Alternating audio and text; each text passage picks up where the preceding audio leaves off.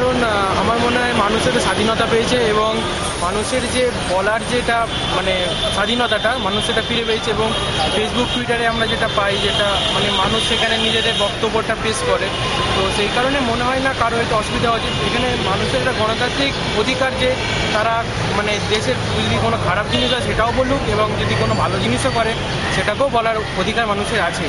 আমার পক্ষে এটা সুপ্রিম কোর্ট ঐতিহাসিক রায়টা দিয়ে খুবই মানুষের স্বাধীনতার উপরে যে হস্তক্ষেপটা হচ্ছিল সেটাতে একটা এটা হচ্ছে মানুষের জয় বলতে গেলে আমার পক্ষে।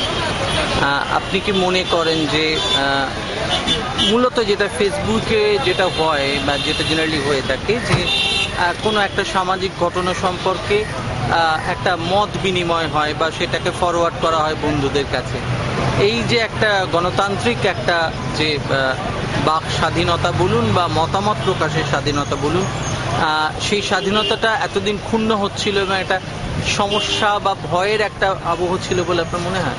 হ্যাঁ, অবশ্যই তো ভয়ের কারণ মনে করুন একটা কোনো যে কোনো পলিটিক্যাল পার্টি বা বিরুদ্ধে যদি কোনো বলে সেটা স্টেপ নেওয়া হচ্ছিলো, মানুষ সেটা ভয় পাচ্ছিল তার মতামত দিতে।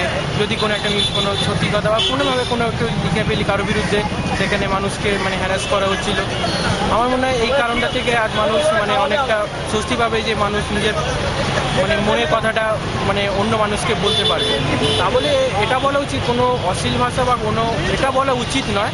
মানুষকেও মানে সচেতনভাবে একটা নিজের মানে বাক্যের উপরে লিমিট রেখে বলা উচিত। আপনার মতটা বলুন।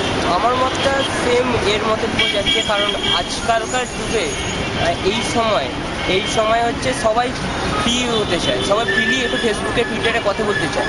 এবার এই সময় যদি এই ধারাটা উঠে যায় তাহলে এখন মানুষ চাইবে যে তার মতটা সঠিকভাবে, কারণ তারা ভয়ে ভয়ে অনেক মত দিত, যার কারণে অনেক অ্যারেস্ট হতো, অনেক হ্যারাসমেন্ট হতো।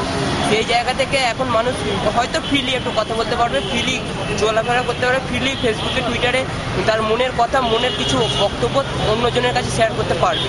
এটা আমার কাছে ভালোই বলে। মানে আপনি স্বাগত জানাচ্ছেন সুপ্রিম কোর্টের? Thank you.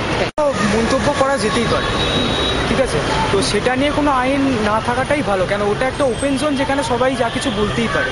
সেটা তো কাউকে পার্সোনালি বলা হচ্ছে না, সেটা একটা সোশ্যাল নেটওয়ার্কিং সাইট, সেখানে যে যার নিজের মন্তব্য শেয়ার করতেই পারে। সুপ্রিম কোর্ট কালকে এই আইনটা, যে আইনটা চালু ছিল সেই আইনটাকে অবৈধ বলে বাতিল করেছে। হ্যাঁ, ঠিকই করেছে, আমার মনে হয় ঠিকই করেছে। এটা হয়েছে, এটা ঠিকই রায়, আমার মতে অন্তত এটা ঠিকই রায়। আচ্ছা, আপনি কি মনে করেন? না, আমার কিন্তু মনে হচ্ছে ওটাই যে কথা বলেছে তার মধ্যে ঠিক আছে, কারণ এটা সোশ্যাল নেটওয়ার্কিং মধ্যে যে এটা ওপেনে সব কিছু কথা বলে, এর মধ্যে কোনো আইন শিক্ষা না থাকতে যাবে। আপনি স্বাগত জানাচ্ছেন সুপ্রিম কোর্টে? Thank you.